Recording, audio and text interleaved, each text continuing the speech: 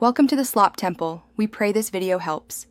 In this video, I will explain how to set up your Ziggo modem. First, carefully unpack your new smart Wi-Fi modem and all its accessories from the box. Next, find your main connection point, which is typically located in your electrical cabinet or sometimes in the living room. Before connecting anything new, make sure to remove any old cables, splitters, or amplifiers from this main connection to ensure a clean setup. Now, let's connect the cables. Position your modem close to the main connection point. Take the provided splitter and firmly attach it to your main connection.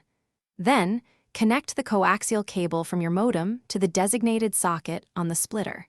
Finally, plug the power adapter into the modem and then into an available electrical wall outlet. Ensure all connections are secure. With the cables connected, it's time to power on your modem. Press the power button, usually located on the back. The modem will now begin searching for the Ziggo signal and any necessary software updates.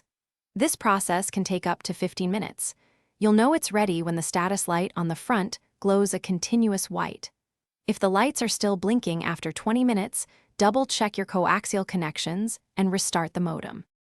Once your modem is online, you can connect your devices.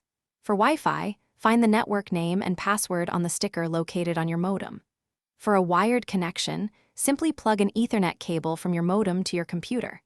If you encounter any issues, try restarting your modem by unplugging it for 30 seconds and then plugging it back in. If problems persist, don't hesitate to contact Ziggo customer service for further assistance. Thanks for watching. Consider subscribing if we helped you.